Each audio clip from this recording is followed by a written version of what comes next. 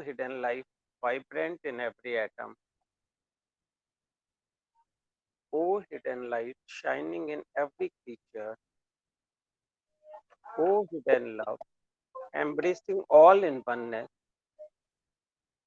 May each who feels himself as one with thee know he is also one with everyone.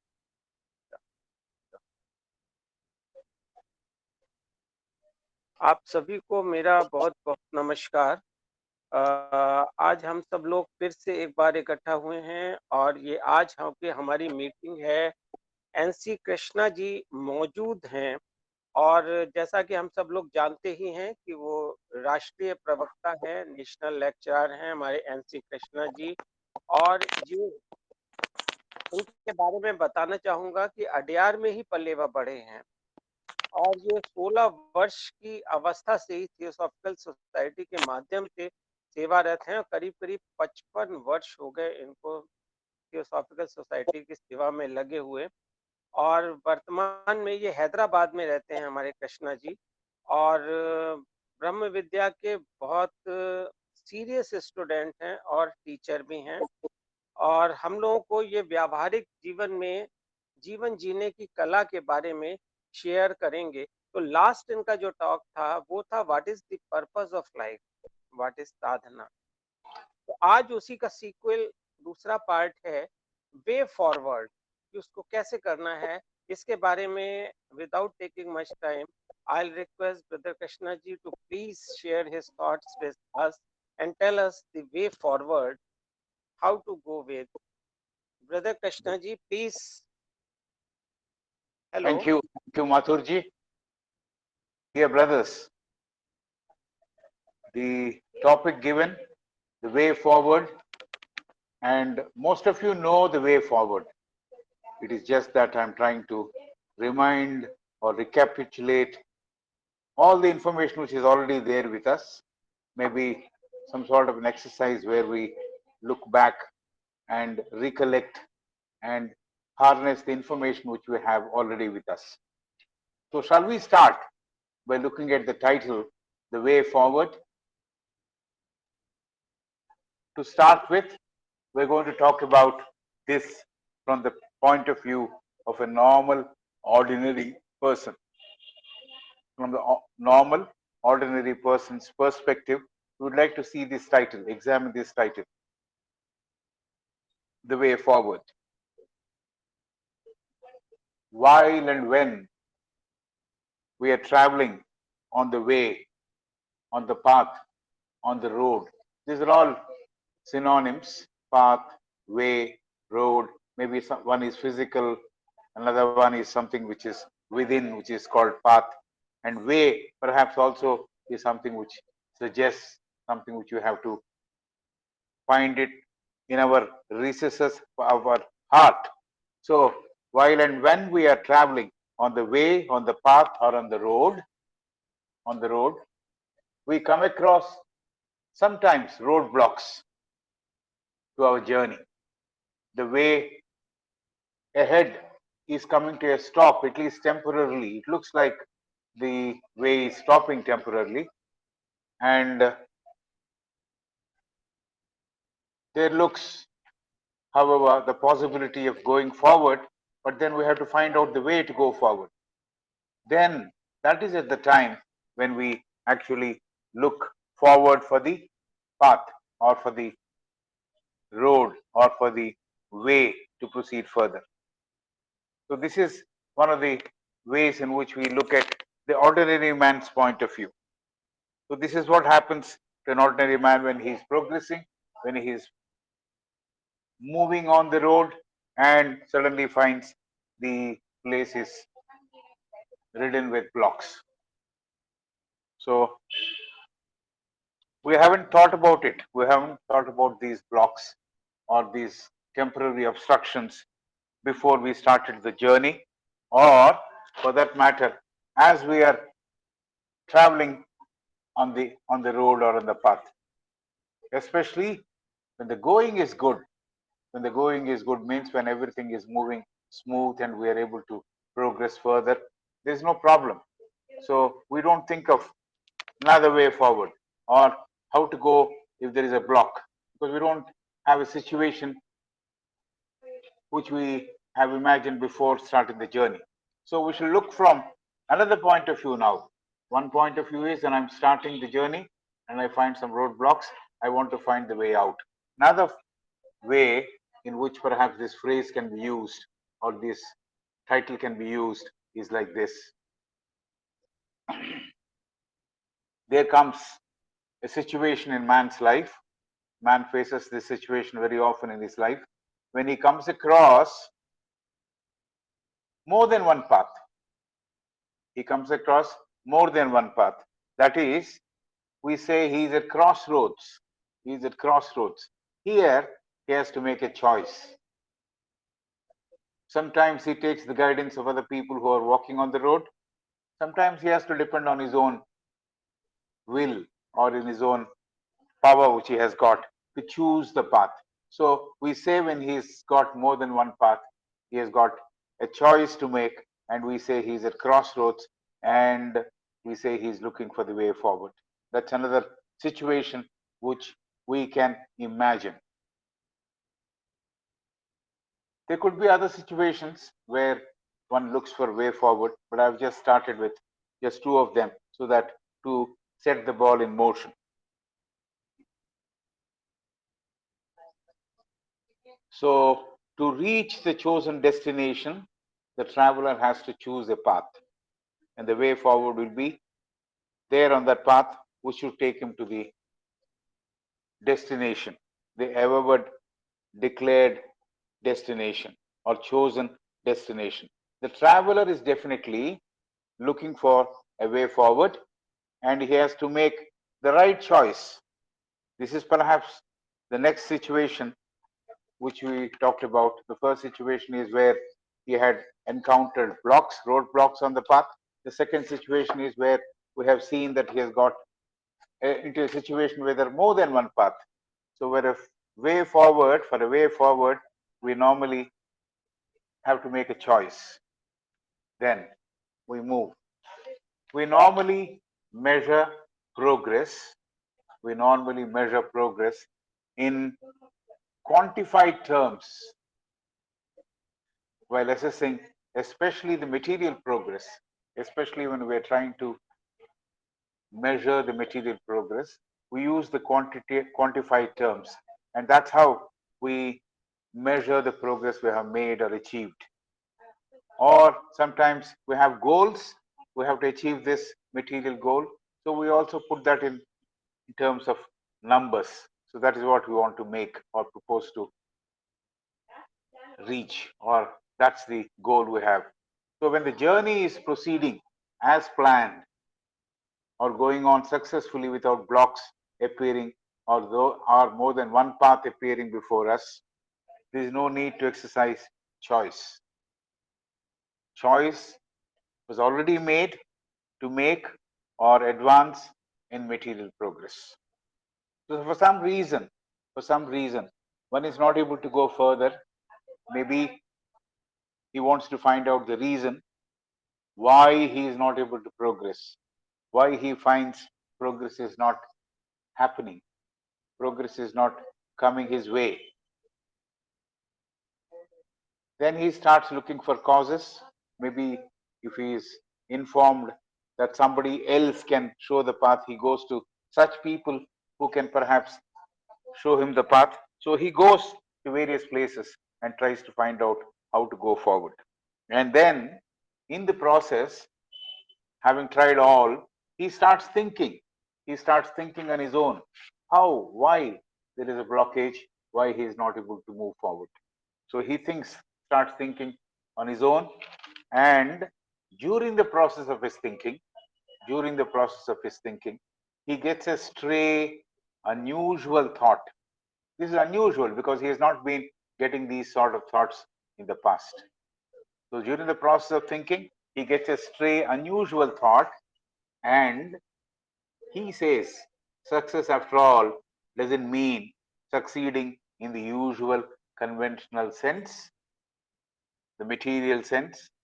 There is something more to it. That's what he starts thinking.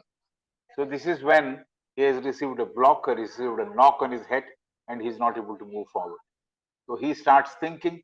He has gone to various people to find answers, but then he thought it is best to resolve the problem all by himself. He starts thinking, and while he is thinking, he gets this thought, the unusual thought. Success means not succeeding in the usual conventional sense. It's not the usual conventional sense that one has to always measure success. So he starts looking within. He starts looking within. That's the when the change happens. He starts looking within and starts wondering and begins to explore the unexplored path, either to untenanted, unvisited. That path he's wanting to explore because it's not the usual beaten path or much walked path, but then he has chosen untenanted, unexplored path this time, which has been a result of his thinking and going within himself. He asks himself, he asks himself, what is it to really succeed? What is it to really succeed? What does it mean? So he feels that there is some more thing which we have to look for than the routine, mundane life. So we are satisfied with routine, mundane life. We are satisfied with what the routine life is offering us. That is one way of looking at it. But then he feels, because he has started thinking and looking within, started looking within, he says there is more than this routine, mundane life. He has an inkling. He has an inkling that there is something more, something else somewhere. So that's where he starts thinking very deeply. He realizes, he realizes during the course of his thinking, or he's informed maybe by his reading or by his listening to various lectures, that man is combination of matter and spirit. Man is combination of matter and spirit. So there are two things in him. In fact, there's a third element also, which is described as fourth in the sacred doctrine. So we examine only two. We have got the matter, we have got the spirit. So he says, or he thinks, that there are two factors, combination of two factors makes man, matter and spirit. Thus far, he was engrossed in matter, in the routine, mundane life, trying to achieve progress in the material world. He was engrossed in matter. And the influence and the power of matter and the wise grip of matter is very strong, he realized. The power of matter and the wise grip of matter, the influence the matter has on him is very powerful. That's what he has realized. And he also feels it's very difficult to shake off that particular influence of matter. It's not easy to shake off the influence of matter. This is what he has realized. So he feels, he feels, as long as he's still continuing with matter and the journey continues on the expected known lines, the other doors will not open. So as long as he is with matter, he realizes that other doors may not open. So he also realizes the fact that he will not be able to move forward unless he chooses a different way or different path. So thus far, having achieved whatever he has to achieve by way of material progress is one thing, and now there is something more he has found, something more he has found, which is essential to make his life round and full. So he realizes that he will not be able to move forward unless he chooses a different track, different way, different path. And as mentioned earlier, maybe yes, during the process of his starting to looking within, he has consulted a lot of people. He has also seen various authors and books. So he has heard about the other component which is in him, which is the spirit, Chaitanya, as we call in Sanskrit, spirit, the consciousness. He was told the power and influence of the spirit is uplifting. He was told the power and the influence of the spirit is always uplifting, and it propels him to heights. It propels him upwards as if he is on a high end of a swing. The swing is moving from the earth level to the higher level. So, going on to the spirit or moving with the spirit is uplifting, and it propels him upwards as if he is on the high end of the swing. So, the spirit, he was told, moves and transports him to higher realms. He was told the spirit would move him and transport him into higher realms. Matter, on the other hand, he knows has moved him downwards, or at best in a flat direction. He has understood this. Matter has moved him downwards, or at least in a flat direction. Moving downwards with matter was something like falling into bottomless abyss, because he is not able to stop falling.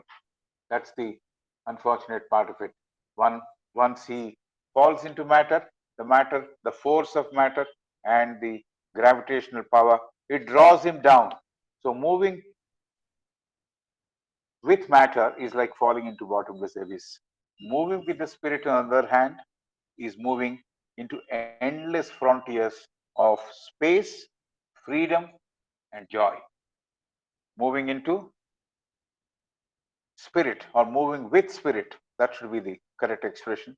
Moving with spirit is moving into endless frontiers of space, freedom, and joy. There are three things which are there: space, freedom, and joy. He has heard of the word spirituality. He's picked up this word also recently. Before this, he was not quite aware of it. And we're talking about a man who is making his journey as if he's a person who is in a story. So we'll move with him.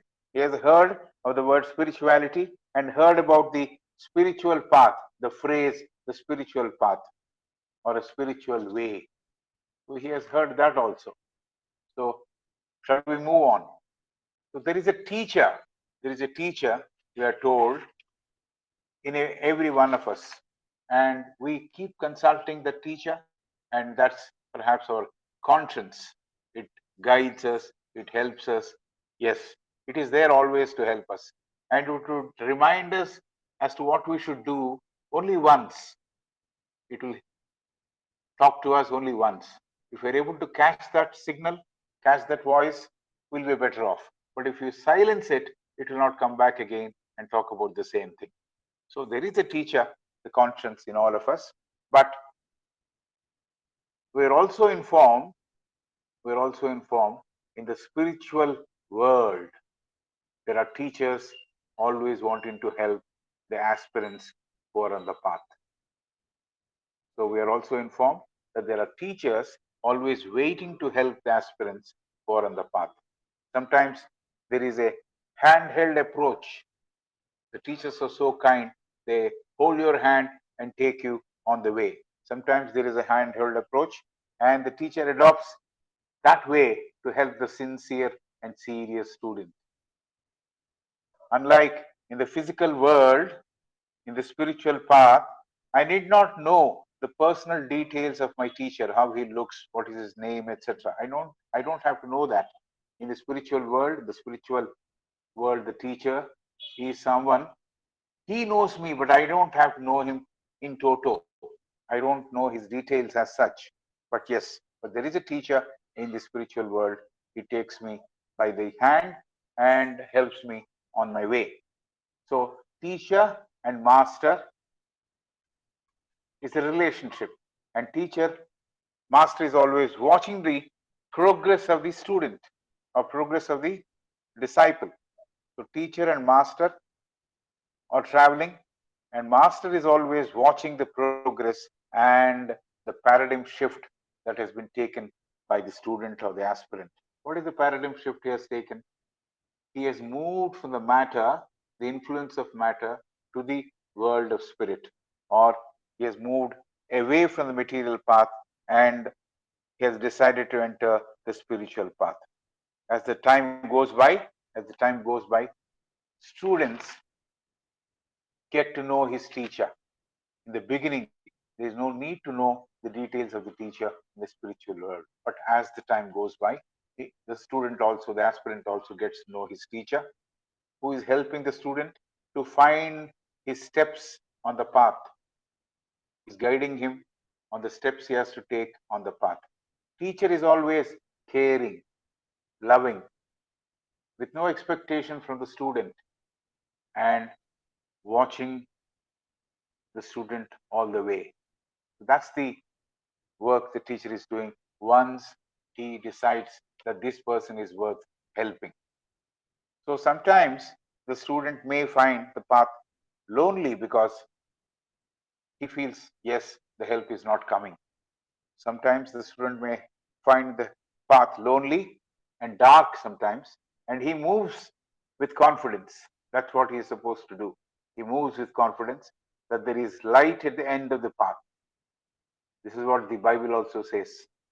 You have to move on with confidence, though there is darkness behind you and before you. So he moves with the light at the end of the path.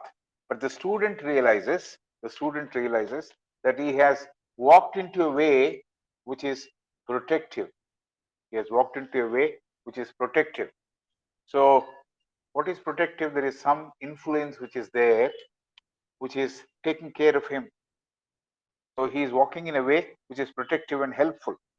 Student has to trust himself and continue in his journey on the chosen way or path. He should not abandon the journey. He should not stop the journey. He should continue the journey which he has chosen, which he has taken up. So that's the work of the student. And once having found the way forward, which gives to his soul, which gives to his soul permanent help. The external worldly teachers perhaps help you with knowledge which helps your brain, but the teachers of the spiritual world, they help the soul, the head learning as compared to the soul wisdom. So the learning has to be at a different level when we go into the spiritual world. So the soul gets the help which it requires from the masters or from the teachers in the spiritual world. The progress made with matter was more related to his body. The progress made with matter was more related to his body. So he moves on. In his interactions with his teacher, he was told all about the mind and its power. The student has been educated about the mind and its power, and he has been told he has got an innate power to discriminate, decide, and choose. He's got the power. So this is something which student has been told, the mind and its power. Perhaps he was not using his mind effectively in the older days, but he has been told by the teacher about the mind and its power. The student realizes that he has not used the power of the mind effectively till now. He knows he has an innate power to decide. He knows he has the power of discretion, discretionary power. Instead of traveling wherever mind took him, he is now traveling to the place where he wants to go, where he wants to travel. That's the difference he has made now. So, and he sees to it, he makes it a point to see that he is traveling with his spirit intact. So, this is the change which has happened in him. Whenever he decides to go, whenever he decides to travel, he takes his spirit along and he moves and he knows the mind and its power and is able to direct himself to the place where he wants to go. Earlier, he was moving, he was drifting. The mind took wherever it took and he traveled all over the place. So, this is what happened to him, that there is a change in him now. So, he is traveling with the light which is provided by the Spirit, living with the Spirit. and giving matter its due place is what he has chosen now. Living with the spirit and giving matter its due place is what he has chosen to do now. So the matter also has to be given its due place, but not undue undue importance need not be given. But the emphasis, the the choice is to live with the spirit. This is what he has made a change, a paradigm shift. Due place or due importance is given to the matter also. So chose the way forward is to lead a spiritual life. This is what he has understood now. He is traveling with the spirit, he is making spirit as his own, and then he realizes more than the material life, the leading the spiritual life is perhaps a life which is beneficent to all as against a material life which is caring for himself, selfish in his approach and content. The material life is selfish, it is in his approach and content, whereas the spiritual life is leading a life which is beneficent to all. We talked about due care. What is taking due care of the body? For us to achieve, we need the body, but the body is not the be all and end all of life. We have to use the body effectively and to the extent needed and use it judiciously. We can go on talking about taking care, due care of the body, physical body. We can perhaps spend even more than 20-25 minutes, but then we'll not go for that. We want to move on a different path, the way forward. So let us go with it. Let us go into the subject of spirituality and the way forward. The word spirituality actually means different things to different people. Sometimes individuals chant prayers, utter mantras, they merely repeat the words mechanically without perhaps knowing the real content and meaning. But they believe that they're doing something spiritual. They say it is spirituality. While some others take to group singing, thinking that is spirituality. In Navavidha Bhakti, Kirtanam also is there. We are not belittling it, but we have to understand and do it properly. Do bhajan, the atmosphere created after the bhajan or during the bhajan in the heart has to be retained and not diluted. Immediately after finishing the bhajan, we're not supposed to go after the prasad. So the atmosphere has to be different for a person who has done these bhajans. So spirituality means understanding and doing it, not merely repeating words or songs mechanically. Some travel and take up pilgrimages thinking that's spirituality. For some, spending 1 hour in the presence of idols or pictures, divine pictures, that could be a spiritual practice. They feel that is spiritual. But there are n number of ways in which people call spirituality as a practice. But if the rest of the hours, active hours, spent other than the 1 hour which we have chosen to spend before the idol or the pictures, if it is spent in diametrically opposite direction, going after the material needs, behaving selfishly, choosing to hurt others, that's not being spiritual. So this is something which we have to realize. Living a spiritual kind of life and moving forward is something which we have decided to do. And what is this concept of spirituality in real?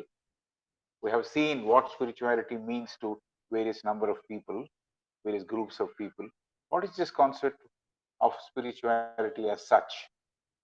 When we say that it is a path or way forward, we should know what exactly that path should do to us or what we should do to be on the path. Actually, the body and spirit should get together, should get integrated. The spirit or spirituality should permeate our lives. It is not 1 hour in the morning or 1 hour in the evening. The entire life, it is not compartmentalized. It is together, whole. The entire life is permeated by spirituality or spiritual content. That's the way to lead the right life. The body and the spirit should get together, should get integrated. So this is something which you have to achieve, and spirituality should permeate our lives. It should permeate our lives. So any task which we attempt casually, superficially, will not put us in touch with spirituality. Any task, it could be anything, attempted superficially or casually, will not put us in touch with spirituality. We shall attempt, we shall attempt and succeed in integrating our life with the spirit. The spirit, which is part of us, is also part and parcel of every other living being. So this is something which we have to realize. It's part of me, the spirit is part of me. The same spirit is also part of the entire living beings who are around me. So this is something which you have to realize. Can we realize this fact? Can we bring about a transformation in our thinking that we are all together? Our spirits are together. We belong to one universal spirit. Can we realize that? Can that realization be a permanent one? Can that realization be a permanent one? It can be a permanent one when I have realized it in my heart and retain that and constantly remind about that, remind myself about that. So I'm always aware of that. So then it becomes part of me. Otherwise, I'm casually thinking about sometimes, disposing it off sometimes, then I'm not with it completely. So can that realization be a permanent one? Then a person who is spiritual will not think in terms of his personal progress. A person who is spiritual will not think in terms of his personal progress. He will not pursue selfish interests. He is someone who finds joy in working for others, helping others.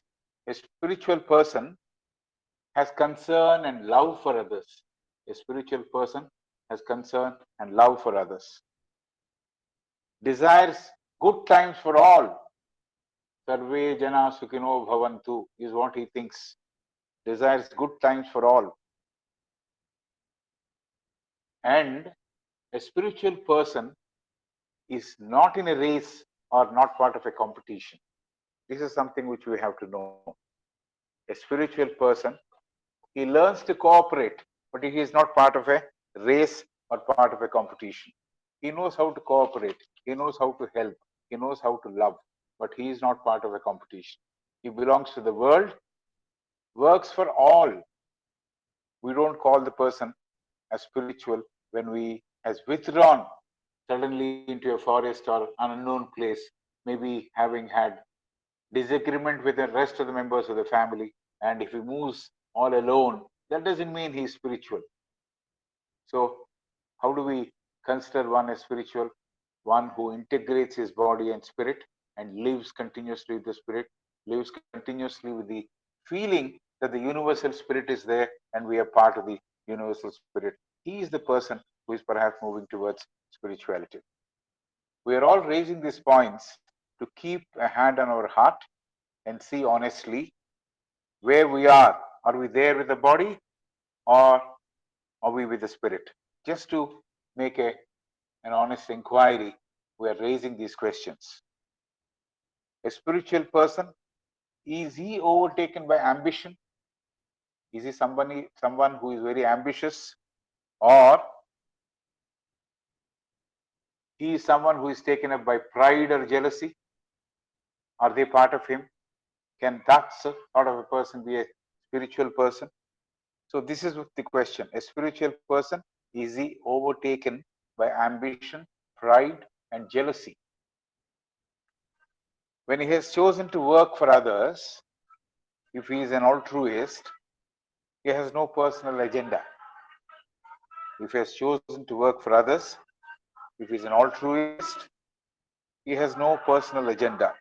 Ambition, pride, and jealousies have no place in his life.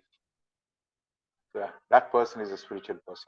He works sincerely, genuinely for others, and he will work like those who are ambitious. This is what the book Light of the Path talks about. Kill out ambition and work like those who are ambitious. So he works sincerely, genuinely for others, and he will work like those who are ambitious. So committed he is.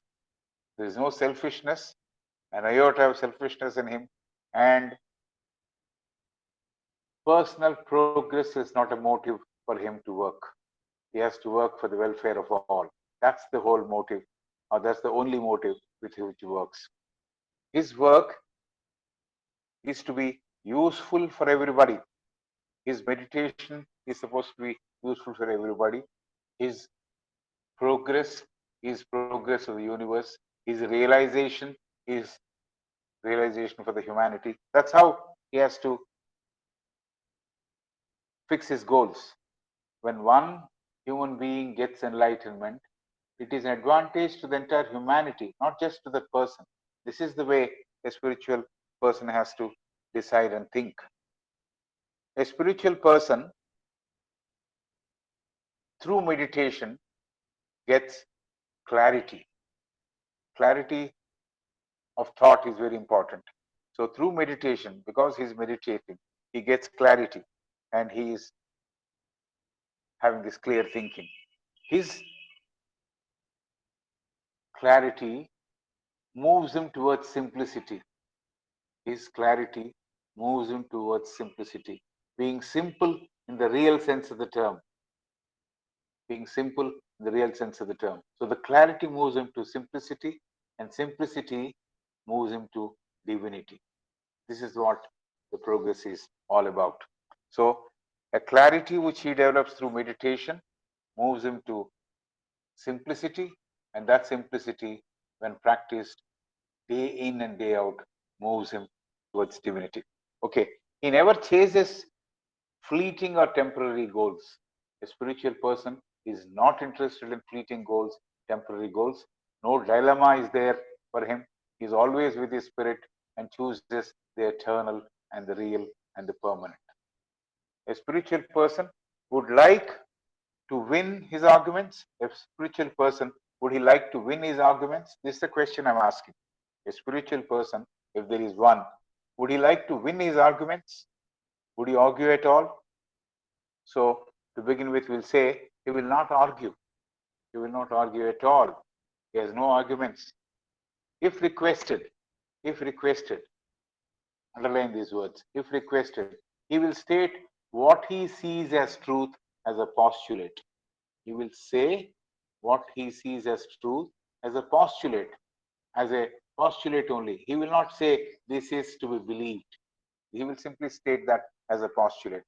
So he will not argue at all. And he will never wait there having pronounced or having talked about that postulate. He will never wait to see the reaction of the listeners. He will move away from that place. That is the real spiritual person. He is not bothered about what others, whether they're recognizing his words, whether he's saying ha ha about it. He's not worried about it. He just moves away from that place. He will never wait there to see the reaction of the listeners. And in a spiritual person, there is absence of authority. He doesn't claim authority, he doesn't impose his authority on others. So, in a spiritual person, there is absence of authority. These are all points which we're bringing out, as I said earlier, to examine ourselves and find out whether we are living this way, whether we can live this way, whether we can move this way. This is the reason why we're talking about it. There is an absence of authority in a spiritual person and absence of violence, not using unkind words and not indulging in cruel thoughts. He, the spiritual person, has no desire to dominate anyone. He doesn't want to dominate anyone. So, a spiritual person need not be a sannyasi, a recluse, or a monk. A spiritual person need not be a sannyasi or a monk or a recluse. He can be a family person. This is the most interesting thing. He can be a person belonging to a family, but he will never impose his will on his family members. He will never impose his will on his family members. He has a kind, gentle behavior.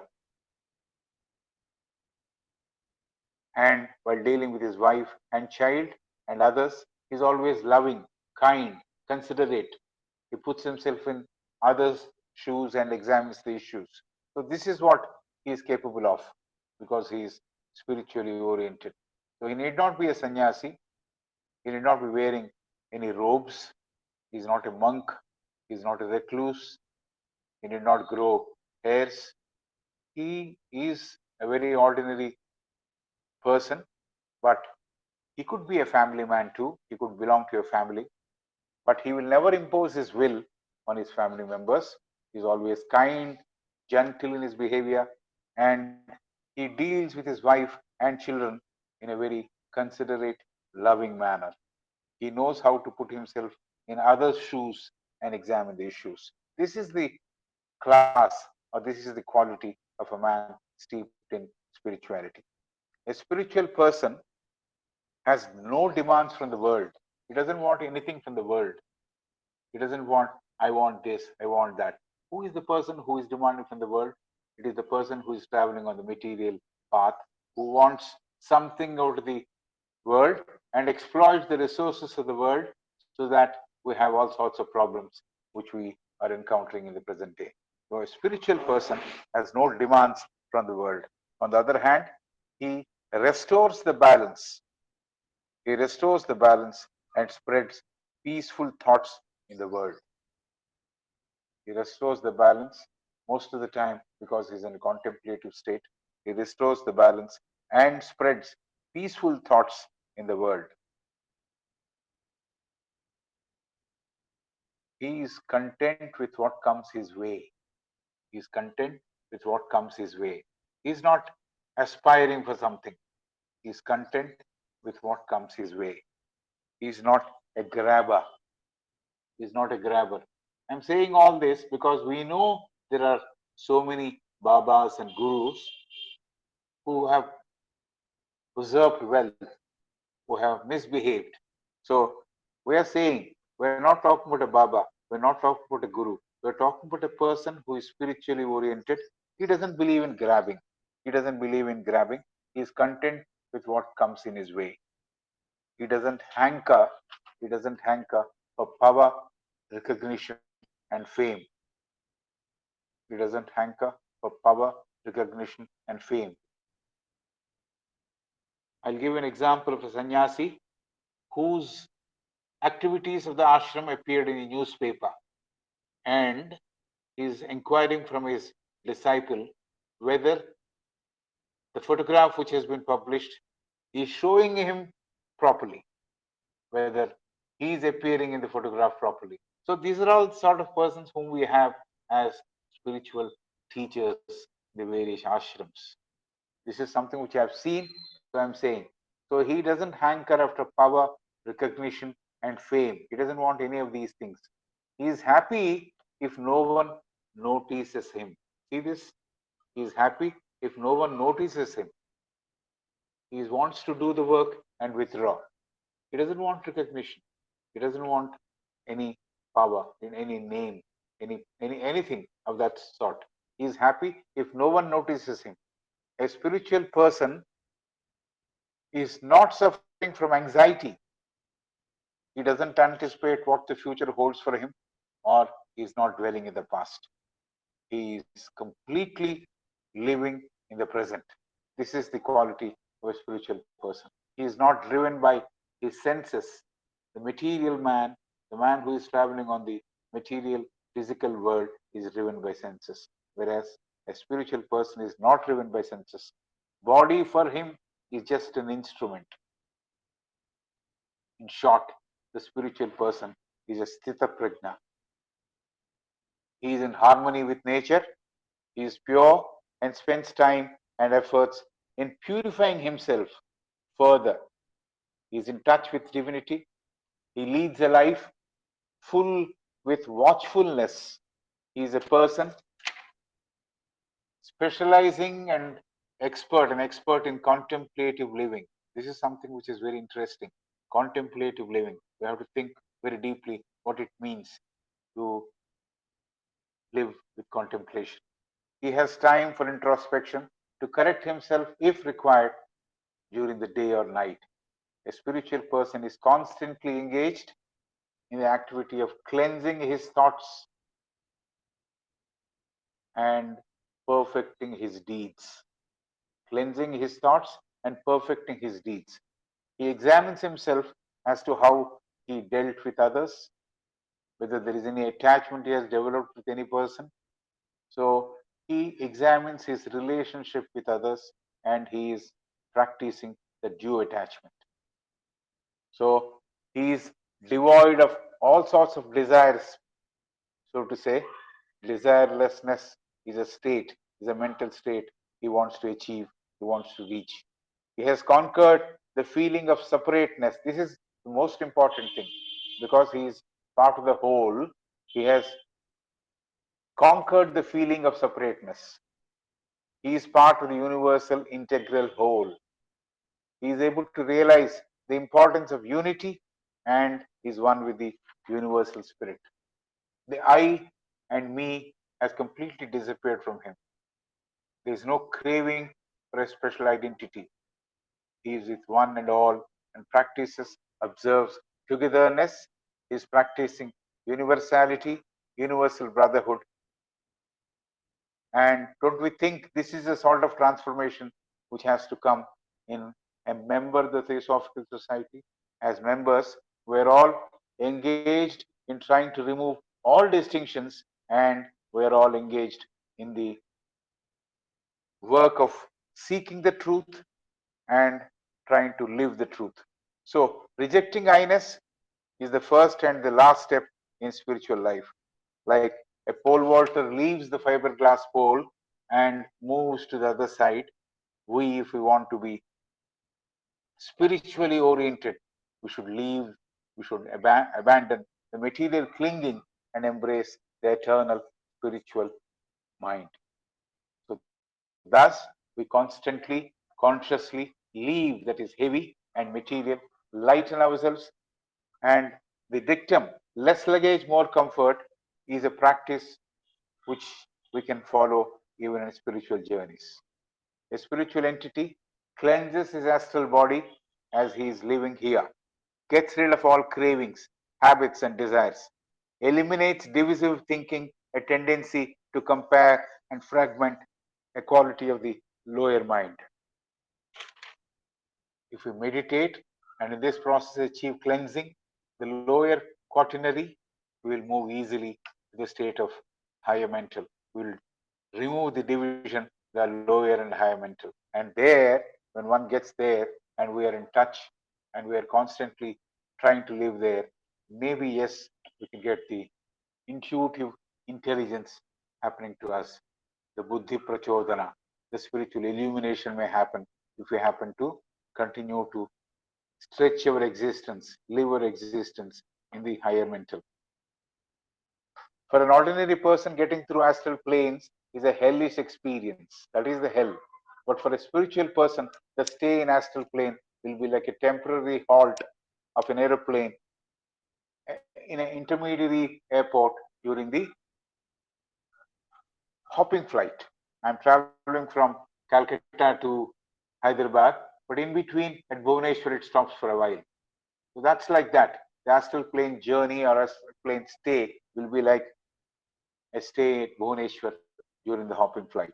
So this is something which you have to understand. If we perfect this technique of cleansing, if we perfect this technique of cleansing, and if we are living with the spiritual orientation and use the physical only when it is absolutely required and not to disregard it after all. So physical existence also is important. We're not there to completely negate the physical aspect of life.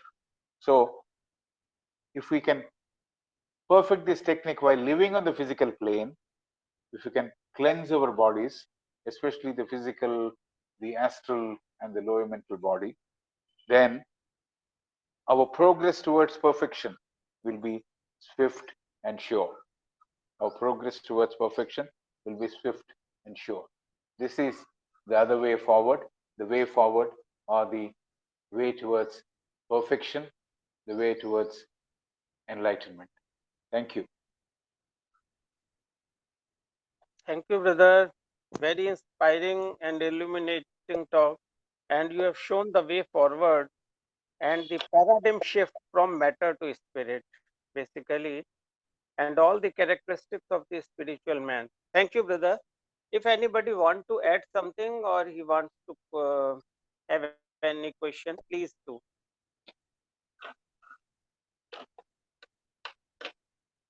किसी का कोई question है, कोई add करना चाहते हैं तो please.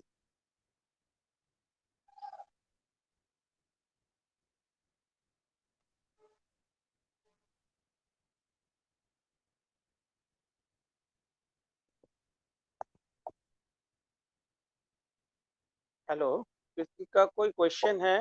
शरण जी कुछ कहेंगे? शरण जी, हेलो.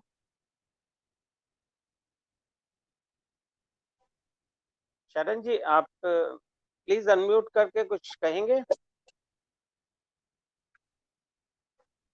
शरण जी भी हैं हमारे बीच. किसी का कोई ऐड नहीं करना है तो हम लोग फिर राजीव. बंधु कृष्णा जी ने बहुत अच्छे ढंग से बताया कि स्पिरिचुअल व्यक्ति की क्या पहचान है, और सारी की सारी यात्रा जो है सो अंदर की यात्रा है.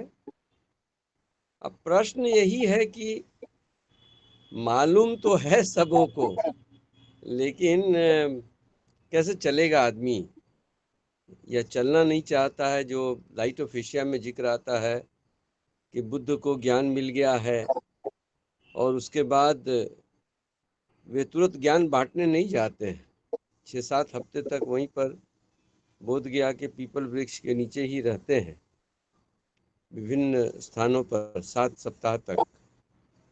उनके मन में जो एडविन अर्नोल्ड ने बात बताई है कि जो द्वंद्व है वह इस प्रकार है कि उनको लगता है कि हम सभी जितने इंसान हैं, हम सबको ऐसा नहीं मालूम कि क्या करने से हमारा भला हो जाएगा, जीवन में कल्याण हो जाएगा, जीवन में रूपांतरण हो जाएगा, सभी चीज़ों में अच्छाइयाँ भर जाएंगी, और क्या करने से हमारा बुरा हो जाएगा.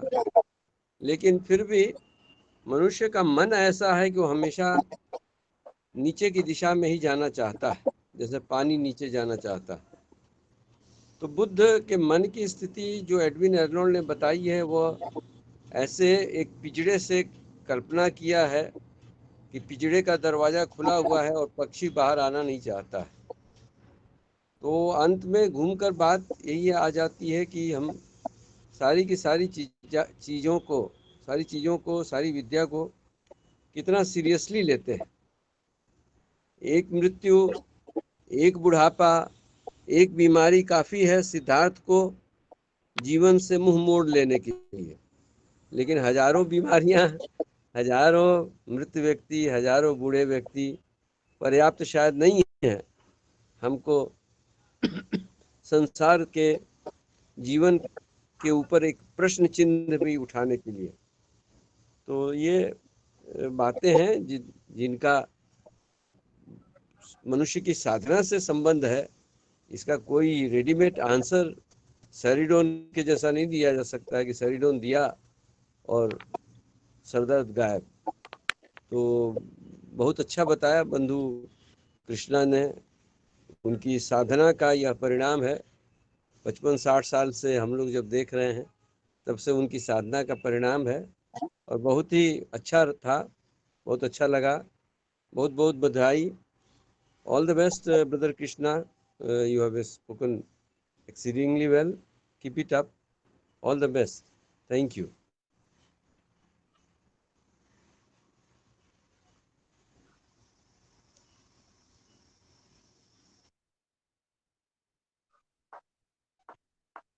और किसी ने कोई प्रश्न पूछना है, कोई किसी ने कुछ कहना है?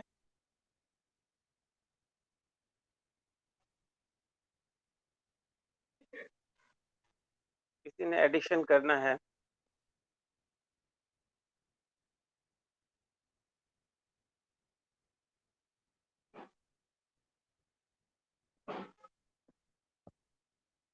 शरण जी, आप बात बिल्कुल ठीक कह रहे हैं, मगर क्या करना चाहिए? कुछ तो करना ही पड़ेगा ना इंसान ने।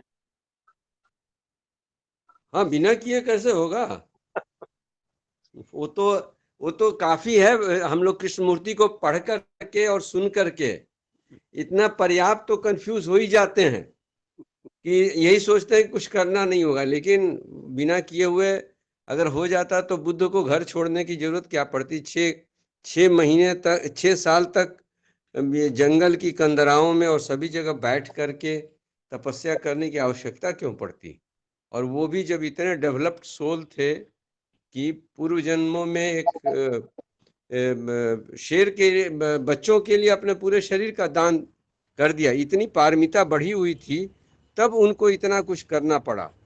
तो बिना बिना किए तो कोई सवाल ही नहीं है।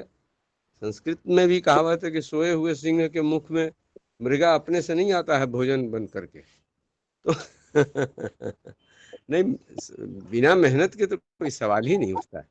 Absolutely no question, absolutely no question. That is why sadhana. That is why yes, sadhana. Yes, yes.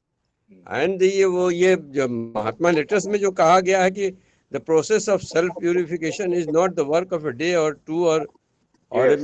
extending over a few days. It's a Right. Right. question of months, years, and lives after lives. Right. So, I mean, and then that is why it is said, try, try, try. Yes. लगे रहो मुन्ना भाई, कभी ना Mhm. कभी दरवाजा खुल जाएगा।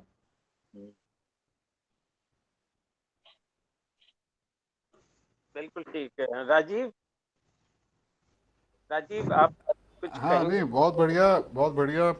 आप अनाउंस कर दीजिए अब नेक्स्ट टाइम का। हाँ, हम वो कर देते हैं।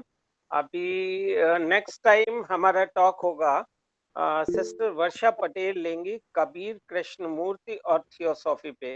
निश्चित है 6 मार्च का हमारा नेक्स्ट यही टाइम रहेगा, 5 से 6, और वर्षा पटेल जी लेंगी।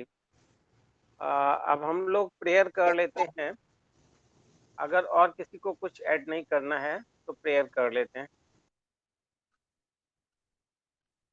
क्लोजिंग प्रेयर, यूनिवर्सल प्रेयर सबको। सर्वे भवन्तु सुखिनः, सर्वे सन्तु निरामया, सर्वे भद्राणि पश्यन्तु, मा कश्चित् दुःखभाग् भवेत्। ओम